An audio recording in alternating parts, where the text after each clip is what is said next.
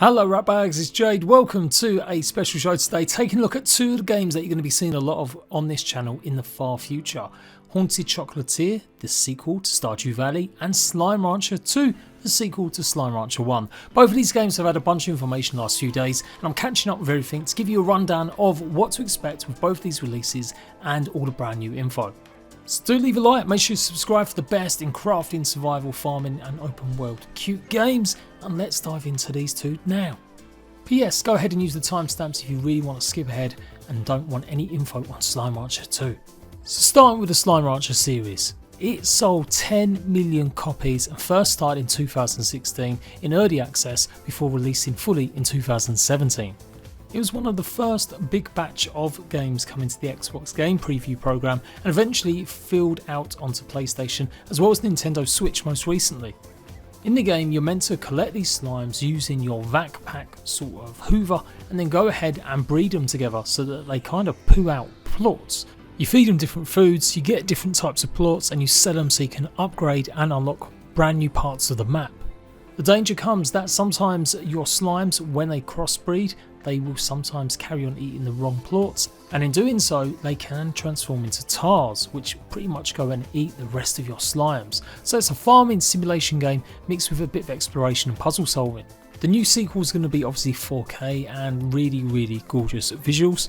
I kinda am a little bit surprised and I guess disappointed though that there's no talk about it being a co-op game, so the sequel is going to be just a single player game once again. I would say that would be a big bit of news that they would have revealed by now if indeed they were thinking of adding multiplayer. So it's a shame it won't be that way, but it is what it is. It's still going to be a great, fantastic single player experience.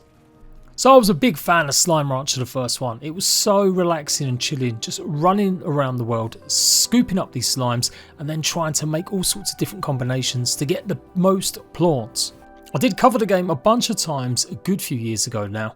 So yeah, I'm really excited about the possibilities of getting back into it. If somehow you don't know, Slimerancher is going to be launching on PC and Xbox on day one. So if you have the Games Pass, when it launches you'll be able to play it on Xbox Series X or S. Unfortunately, they haven't mentioned anything about the Xbox One or any of the previous console generations. It will also be launching on Steam at the same time, and it doesn't look like it's going to be an early access game, it's going to be a full game. So we know that we are going to be Beatrice LeBeau once more, and this is our new home. No more dusty little canyon in the middle of some red rocks.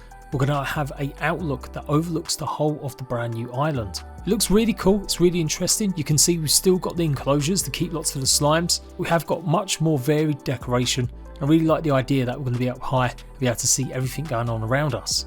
Apparently there's going to be a new comm station. We'll be able to talk to Victor, Ogden and Mochi, returning NPCs from the first game. And unlike the first one, we will have access to a laboratory straight away.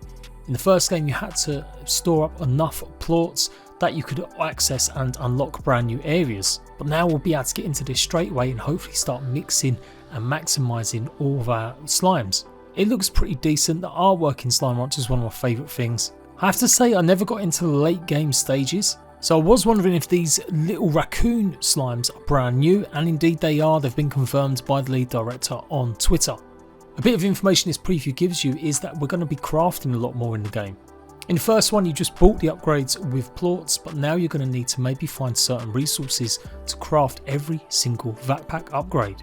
Some of these new resources and materials are going to be like prismatic radiant ore, but you won't be using extractors on this one. No, just digging into the ground and leaving it and coming back. We're going to be finding jellystone, deep brine, strange diamonds, wild honey, and that's all going to be found in the world, so hopefully encouraging us to explore a little bit more. Also making a return is some of the ruins from the first game. The article goes on to say that in Slimerancher 2 a single biome may have multiple themes, including the fan favourite ancient ruins from the original Slimerancher sprinkled all over the world, offering a wonderful texture of antiquity to this mysterious prismatic paradise. Now there's still no actual proper release date for the game, other than just that it's coming to Games Pass for Series X and S and Windows 10 PC in 2022. It does look like it's going to offer just more of the same, but even prettier and more expansive visuals and hopefully more expanded gameplay. I kind of do hope there are some sort of things that are going to mix it up a little bit though.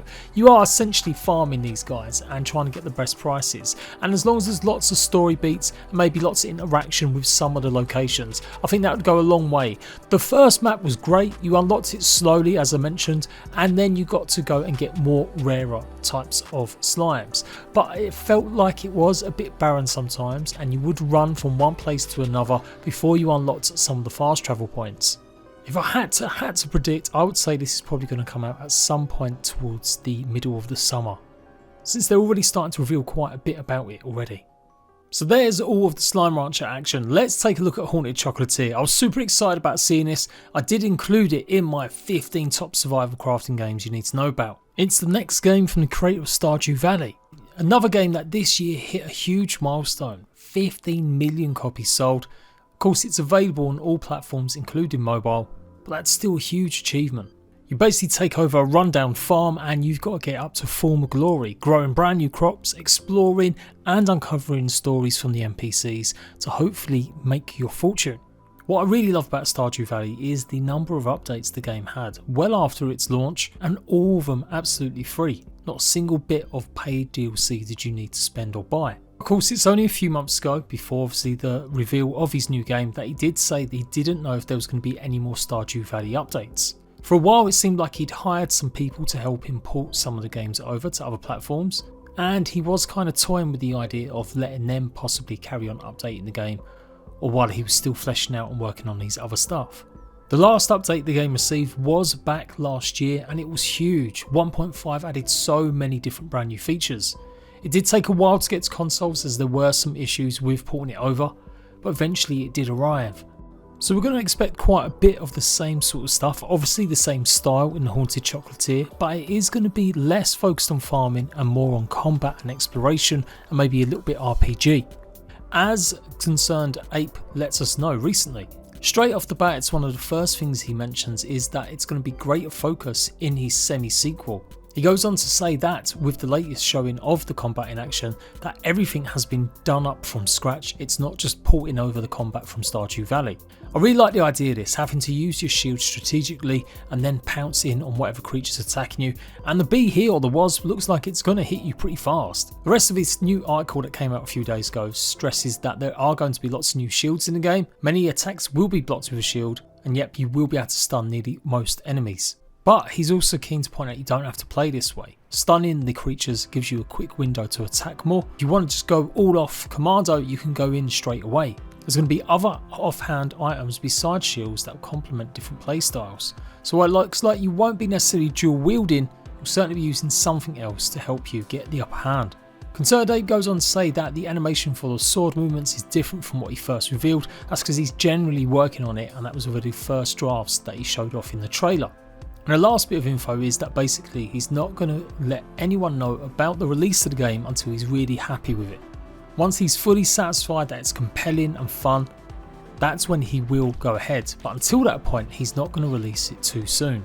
So if we take a look at the FAQs, you can see that the Haunted Chocolatier is indeed going to be another RPG simulation game. We'll be gathering ingredients and hoping to make delicious chocolate and sell them in a chocolate shop. It does look like he's already thinking about console ports though, that once the game is close to completion, that's when he'll bring in other teams or people to help him port the game over. And it's pretty good, he won't be using any kind of publisher for this. It's all going to be himself. So while things may take a bit longer in terms of getting them to other platforms, it does mean that he can control exactly what type of content goes into it. One thing we don't know is whether or not it actually exists in the Stardew Valley world. He hasn't commented and said so. In the past he has given some little clues or misdirections saying that he was working on something that was set in the universe but is a different type of game, but who knows if he dropped that idea or he's carried on. He has been working on it for over a year, so progress has progressed pretty well, so fingers crossed we will see release in 2022. Some sad news though, at the moment it doesn't look like he's adding any multiplayer to it.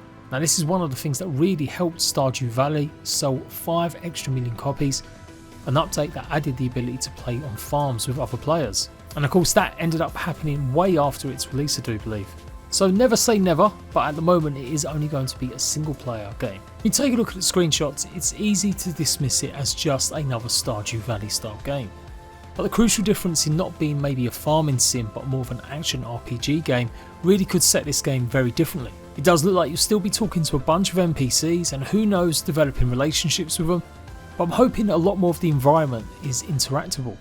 It'd be nice if we can actually go up to certain things like the clocks and utilise them in different ways, like you can with the TV in Stardew Valley, to let you know what the weather's going to be like.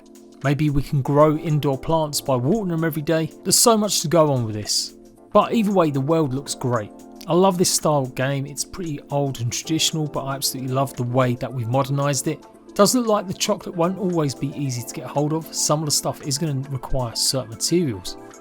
Not just chocolate and cocoa beans, but in this case the simple truffle will need something else too. It looks like also these will give you some sort of buffs, as denoted by the amount of time it says next to the value. Or that's possibly how long it takes to craft. So in a way, we still may be waiting for stuff to happen, but yeah, hopefully you won't have to water anything as much. What we also see in this screenshot is, of course, the free item hotbar. So we've got one quick action, and that's generally what you've got equipped as your weapon. And then you've got 3 slots for other items, including a crossbow. So gone is the ability to have multiple items. Looks like we hopefully will have more of an inventory or backpack. Town looks great, all the things you kind of expect in a town, just like in Stardew Valley. Little bakery, little cozy cottages, and the background and the woods looks very much similar to what you expect. There are a bunch of ghosts running around inside one of these buildings too, and this looks to be the actual chocolate shop. We've got 3 different things to interact with over here. Some sort of ledger or book, a blueprint bench, so I'm guessing that's crafting. And this is the actual chocolate machine possibly. I'm also interested to know whether or not it means we're going to be using these ghosts to set up maybe automation. They do seem to be carrying items back and forth, and one is definitely operating the cash register. You can see all the different chocolates on sale on the shelves here as well. So yeah, it'd be really cool if that's the case. We can actually use these guys to take and refill our stock. It might explain the pipe that's connected to it as well, so maybe that delivers the chocolates you've made and then the ghosts move it to the shelves. I reckon some people will be sad they won't be making any more farms, but it does look pretty involved. You can see in the bakery as well, we've got a selection of other foods and items that I hopefully will be buying to keep our energy up, as well as the varied wildlife like crows. It does look like we're going to be facing off against some more fantastical creatures too. This looks like almost a living flame man. You can clearly see he's hitting a crow with his stick as his weapon. Again, it does look like we'll also be visiting NPCs to craft or buy certain weapons as well, with a steampunk sort of forge. So mixing it up a little bit, maybe set in a kind of distant future. There we go, that is a info dump at the moment and what I think about Haunted Chocolatier and slimerancher 2. Both games that I probably couldn't show off on my main survival channel, but I'm definitely going to be talking about them in a big way once we get news about their releases. And yeah, if there's any more information, I will start dropping individual videos, or if it happens to be relatively close together, I'll do another video taking a look. If there's any other games that you want me to cover or you think suit this channel which is more crafty, do let me know in the comment section. And if you do want more survival, then yeah, go and check out my main survival channel, JADE-PG. Until next time, rat bags, I'll catch you later.